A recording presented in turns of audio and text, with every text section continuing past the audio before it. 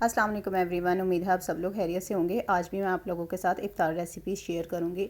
सबसे पहले मैं ग्लूटेन फ्री कचौड़ियों के लिए आटा डाला है। इसमें मैंने हाफ़ कप आटा डाला है, हाफ़ टी स्पून मैंने नमक डाला है और 1 टेबलस्पून मैंने इसमें घी डाला है। और इसको मैं पानी से गूंद लूँगी। पानी आपका ना तो गर्म होना चाहिए ना ही बहुत ज़्यादा ठंडा होना चाहिए। मतलब जो आपका सिंपल टैप वाटर आता है ना, आपने इसको उससे गूंदना है। मैंने यहाँ ग्लूटेन फ्री ब्रेड फ्लोर लिया है। आप कोई सा भी ब्रेड फ्लोर ले सकते हैं। मेरे पास GTF वालों का था तो मैंने उसी को यूज़ कर रही हूँ इसके लिए।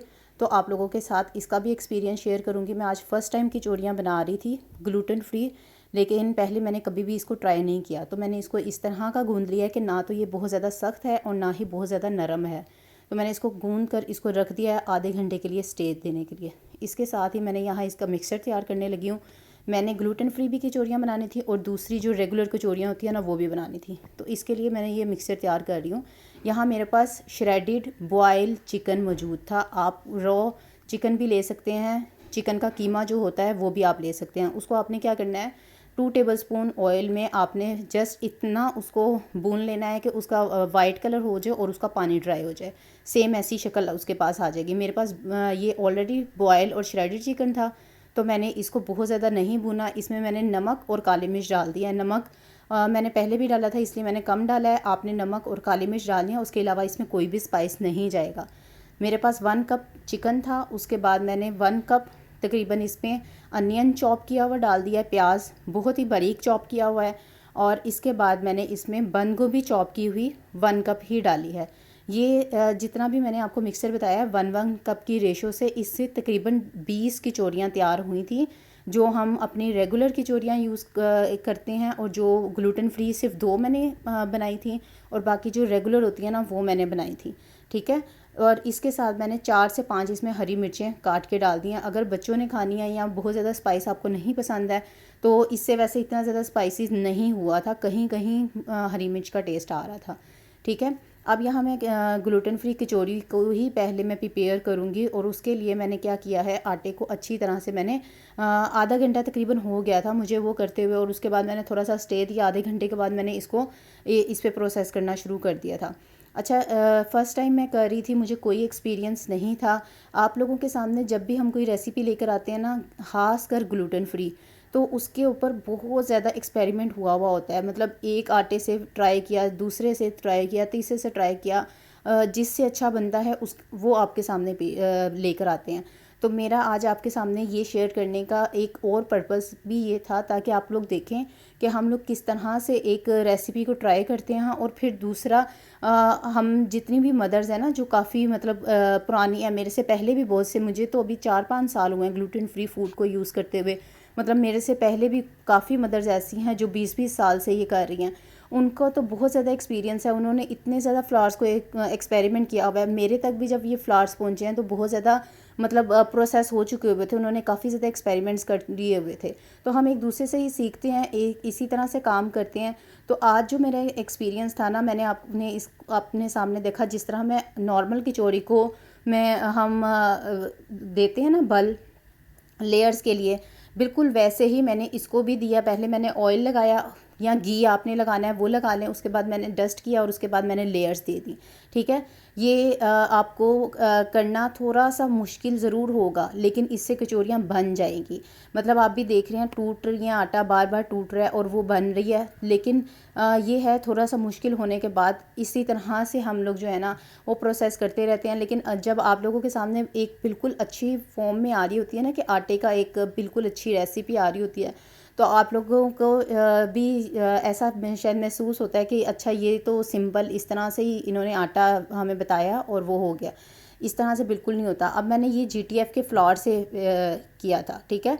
अगर मैं करती तो मैंने मतलब जो मैं चपाती फ्लावर, जिस तरह मैंने अपने समोसे बनाकर आपको बताया था कि वो बहुत अच्छे बने थे, जो मैं सिंपल रोटी का आटा यूज़ करती हूँ उसके साथ, तो मैंने अभी बाकी चीज़ों के साथ भी इसको ट्राई करूँगी। लेकिन ये जो आज वाली कचौरी है ना, ये भी बहुत अच्छी बनी थी। मैंने सिंपली इसको हल्का सा बेला है और आपने देखा 2 टीस्पून के बराबर मैंने इसमें मिक्सर डाला है। और आपने इसको अच्छी तरह से जो है वो दबा कर और इसको कचौरी की शेप दे देनी है। अब यहाँ इस वक्त इसमें कोई भी मतलब जब तक आप इसको प्रोसेस कर रहे होंगे ना, इसमें स्क्रैचेस आएंगे, टूटेगी, एक जगह से टूटेगी, आपको हाथ से बैलेंस करना पड़ेगा। जैसे आप मुझे देख रहे हैं, मैं बैलेंस कर रही हूँ और जिस तरह से हो रहा है, लेकिन इसका जो रिज़ल्ट था ना वो इस तरह का था, बाहर से क्रंची थी और अंदर से ये सॉफ्ट थी। मतलब बहुत ज़्यादा मैं ये नहीं कह सकती कि बिल्कुल जैसे हमारी होती है बिल्कुल वैसे सॉफ्ट भी नहीं थी, मतलब क्रंची, लेकिन ये बिल्कुल हार्ड भी नहीं थी। ठीक है,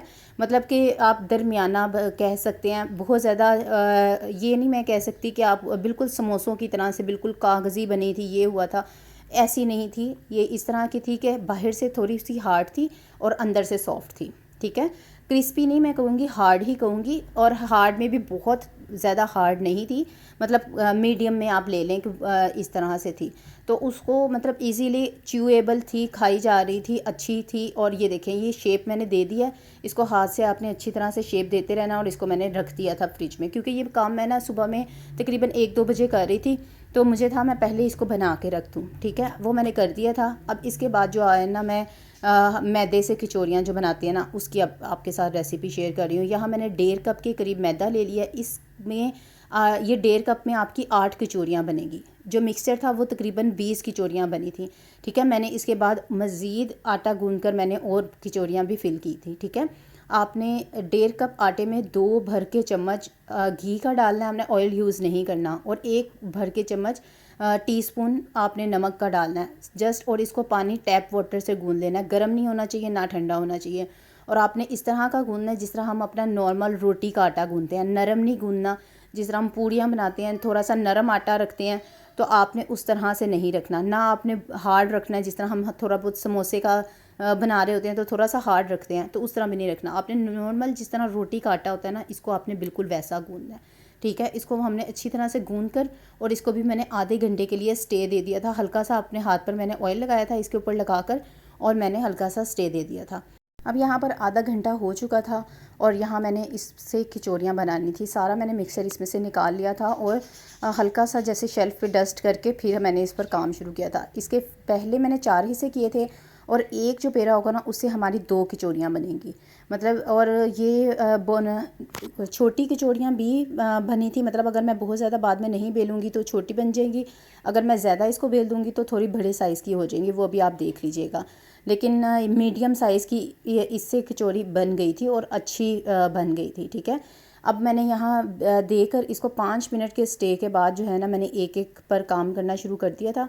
यहाँ एक को इस तरह से आपने बेलना और आपने इसको काफ़ी मतलब थिन बेलना, बहुत ज़्यादा इसी मोटा ना हो। और आपने ये इधर जो है वो शेप नहीं देखनी कि आपने बिल्कुल गोल ही बेलना है या ये आपका डी शेप हो रहा है, आपने ये नहीं देखना।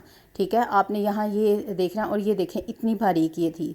यहाँ जब ये बिल गई थी, इतनी बड़ी हो गई थी, तो मैंने इसके ऊपर घी को ब्रश कर दिया। आप यहाँ ऑयल भी लगा सकते हैं, घी भी लगा सकते हैं, लेकिन जब गूंदना है ना आटा, आपने वहाँ इस घी का इस्तेमाल ही करना है। ठीक है, यहाँ इसको डस्ट कर लिया मैंने। और जैसे ये जब आप सीव से डस्ट करते हैं ना, जो चाय छानने वाली छाननी होती है, उससे जब आप डस्ट करते हैं तो इवनली सारी जगह पर डस्ट हो जाता है। अब मैंने एक एक फोल्ड दोनों तरफ से दे दिया था और उसके बाद दोबारा ऑयल लगाकर मैंने उसके ऊपर सीव किया था। अब हल्का सा इसको थोड़ा सा आपने खींच के भरा करना और उसके बाद इस पर दोबारा ऑयल लगाकर और आपने ये डस्ट करके इसको आपने फ़ोल्ड कर लेना है। आपने ये सारा प्रोसेस लाजमी करना है, फिर ही इसमें लेयर्स आएंगी, नहीं तो इसमें लेयर्स नहीं आएंगी। आपने जब ये कर रहे होंगे ना, तो आपने हर एक पर लाजमी ऑयल लगाना है और हर एक पर लाजमी करना है। अच्छा, छुरी से ना क्या होता है कि हमारी ये अच्छी कटती नहीं है और बैठ जाती है, तो धागा लेकर ना जब आप इस तरह से करेंगे ना, आपकी बहुत अच्छी ये कट जाएगी और आपकी लेयर्स भी ख़राब नहीं होंगी। ठीक है, मैंने सारी की सारी अच्छी तरह से बना ली थी, मतलब कि 4 थी तो ये 8 पेड़े बनी है।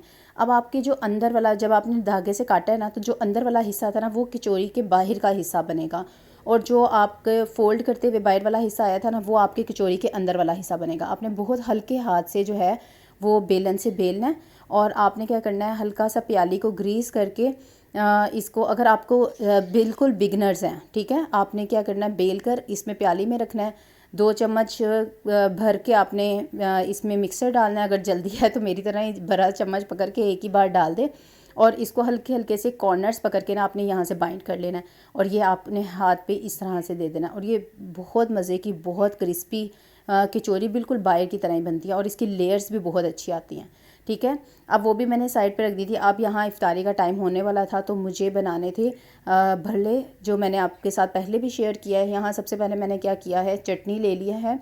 चटनी को मैंने डीफ्रोस्ट किया है, मतलब हल्का सा ओवन में माइक्रोवेव 1 मिनट के लिए मैंने कर लिया था। ठीक है, अब यहाँ 1 प्याली दही ली है और जो मैंने माइक्रोवेव किया था ना, उसी मिक्सर को मैंने इसमें डाल दिया है। इससे क्या हुआ कि मुझे थोड़ा सा जल्दी थी तो मैंने जो चटनी हमने पुदीने की रखी हुई थी ना, वो हो गया। अगर आपके पास क्यूब है, आप क्यूब के भी इसी तरह से कर सकते हैं और बाकी भी इस तरह से कर सकते हैं। अब इसमें मैंने नमक डाला है और साथ में इसमें जो दही भरा मसाला मैंने बनाया था प्रिपरेशन में, वो डाला है और 1 टेबलस्पून चाट मसाला, मतलब 1 टेबलस्पून दही भरा मसाला और 1 टेबलस्पून चाट मसाला, और उसके अलावा मैंने इसमें कुछ भी नहीं ऐड किया। ठीक है, इसी में ही सारी की सारी स्पाइसेस मौजूद है। ये मैंने दही का मिक्सर अलहदा बना लिया। मैं हर चीज़ की प्रिपरेशन अभी पहले करके रख रही हूँ। जैसे कचौरियाँ बनाई थी, अब मैंने दही बना के रख दी दही भल्लों के लिए। अब यहाँ मैं बना रही हूँ बेसन, सिर्फ सिंपली मिक्स कर रही हूँ क्योंकि हदीजा जो है वो पकोड़े नहीं खाती है। जो हम मिक्सर वाला क्रिस्पी पकोड़े बनाते हैं ना, वो नहीं खाती, वो सिर्फ पोटैटो स्लाइस किए हुए जो बेसन के पकोड़े बनते हैं ना, वो खाती है।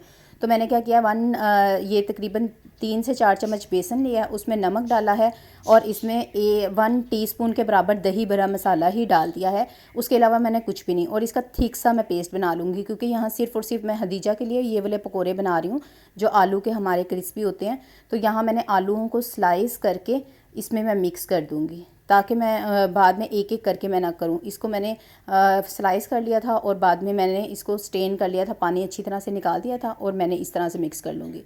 अब क्या होगा कि मैं जस्ट इसको तेल गरम करके और जब इफ्तारी का टाइम होगा उससे 10-15 मिनट पहले ऐसे एक एक करके मैं डाल दूँगी। ये 2 चीज़ें मेरी प्रिपेयर हो गई। अब जो माश की दाल के भल्ले हम लोगों ने अपनी रमज़ान प्रिपरेशन में बनाए थे, उसको मैंने गर्म पानी में भिगो कर रख दिया था और यहाँ जो है मैं उनको एक एक करके निचोड़ रही हूँ और मैंने उसको जो बाउल में डालती जा रही हूँ। ठीक है, सबको मैंने एक एक करके निचोड़ लिया है और बाउल में डाल रही हूँ। इनको ना मैं 2 बाउल्स में बनाऊँगी क्योंकि मुझे आज इफ्तारी जो है अपने ससुराल भी भेजनी थी और मुझे उनके लिए मतलब पहले ही मैं सेपरेट बाउल में ही बना लूँगी उनके लिए भी। ठीक है, इसलिए मैं आपको अभी नज़र आएगा कि मैं 2 बाउल में भल्ले बना रही हूँ।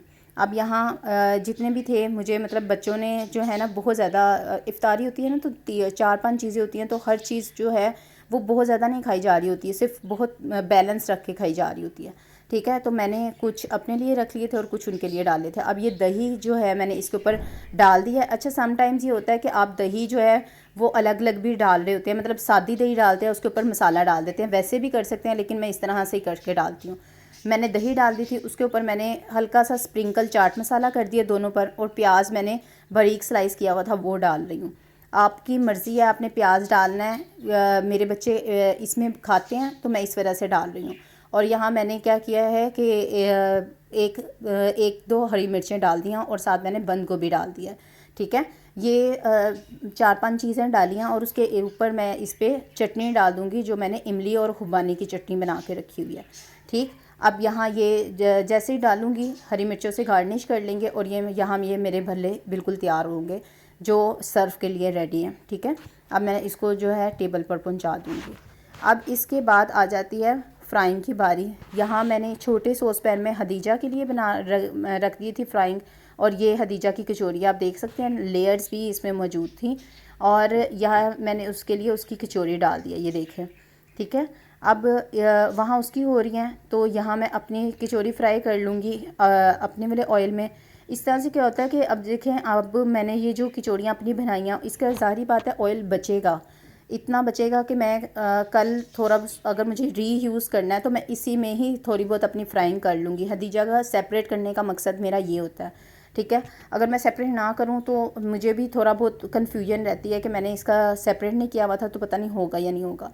आपने क्या करना है, आपका ऑयल इतना गर्म होना चाहिए दोनों में, ठीक है, उसको डालें तो बिल्कुल फ़ौरन से प्रोसेस शुरू ना हो जाए, हल्के से बबल्स बनना ज़रूर शुरू हो जाए। अब यहाँ क्या हुआ है, इन कचौड़ियों को फ्राई करने के लिए ना आपको 20 मिनट कम से कम लगेंगे। एक साइड से 5 मिनट हो जाएगी, फिर सेकंड साइड पे आपने देखा मैं साइड्स बार बार चेंज करती जा रही हूँ। और यहाँ ये देखें कचौरी हदीजा की कचौरी है और इसमें लेयर्स भी वाजिया नज़र आ रही थी। और यहाँ ये हमारी कचौरियाँ हैं मैदे से जो मैंने बनाई थी, और इसमें भी आप देख सकती हैं कि बहुत अच्छी और वाजिया नज़र आ रही हैं। अब यहाँ मैंने हदीजा के लिए पकोड़े बनाना शुरू कर दिए थे। कचौरियाँ मेरी प्रोसेस में ही थी, बाकी भी बन रही थी। और यहाँ जो मैंने आलू वाले चिप्स आलू वाले बेसन कोट करके मैंने बनाए थे ना, वो मैंने फ्राई करना शुरू कर दिए। वो भी साथ साथ फ्राई होते जा रहे थे, और साथ मैंने यहाँ कचौरियाँ बनाई थी, वो भी होती जा रही थी। यहाँ एक चीज़ का आपने बहुत ध्यान रखना है, आपके हाथ जो है ना वो अगर आप अपनी चीज़ पर लगा रहे हैं तो आपने कोशिश करना है ग्लूटेन फ्री चीज़ों पर नहीं लगाना। आपने थोड़ा सा इस चीज़ का ख्याल रखना है, नहीं तो क्रॉस कंटेमिनेशन होती रहेगी। अब यहाँ से फ्राइंग में ऐसा है, लेकिन बाद में जब मैं करती हूँ तो मैं बार बार मैंने यहाँ हैंड वॉश रखा हुआ है और बार बार मैं अपना हैंड वॉश करती रहती हूँ। अब यहाँ मैं बना रही थी क्रिस्पी ब्रेड पकौड़े। उसके लिए मैंने आलू ले लिया था एक, और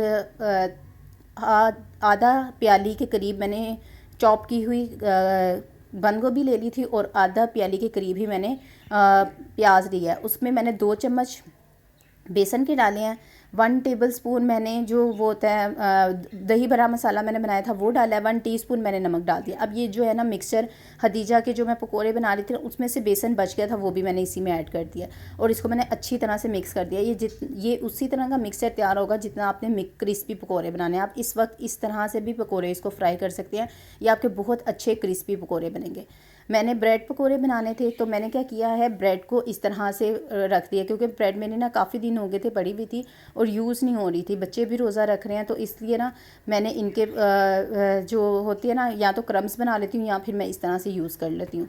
मैंने इसको दोनों साइड्स पर इस तरह से मैंने मिक्सर लगा दिया, और इसको मैं साथ साथ फ्राई करती रहूँगी। और आप फ्राई करने का वही तरीका होगा कि जिस तरह से हमने हल्की आंच पर कचौरी फ्राई किए हैं या पकोड़े हम फ्राई करते हैं। ये बहुत मज़े के बनते हैं, बहुत क्रिस्पी बनते हैं। आप इसको ज़रूर ये वाली रेसिपी ट्राई कीजिएगा, और थोड़ी सी डिफरेंट रेसिपी है और थोड़ी सी आपके लिए भी हो जाएगा कि अच्छा इस तरह से आपने बनाने हैं। ठीक है, यहाँ एक साइड से होता जाएगा, आपने साइड्स चेंज करते रहना है, और आपकी इस तरह से दोनों तरफ से कुक हो जाएंगे। यहाँ मैंने अपने ससुराल में जो भेजनी थी उनके लिए प्लेटर तैयार कर रही थी। कचौरियाँ रख दी थी, खजूर रख दी थी, ब्रेड पकोड़े रख दिए थे, और साथ जो है मैंने उनके जो भल्ले बनाए थे ना माश की दाल के, वो मैंने रख दिए थे, और ये मैंने वहाँ भिजवा दिया था। ये हमारे लिए था, और क्रिस्पी हमारे भी ये तैयार हो गए थे। उम्मीद करती हूँ आज की वीडियो आपको अच्छी लगी होगी। वीडियो अच्छी लगी है तो इसको लाइक और शेयर ज़रूर करें, और चैनल को सब्सक्राइब करना नहीं भूलना। इसके साथ ही मुझे इजाज़त दें। टेक केयर, अल्लाह हाफिज़।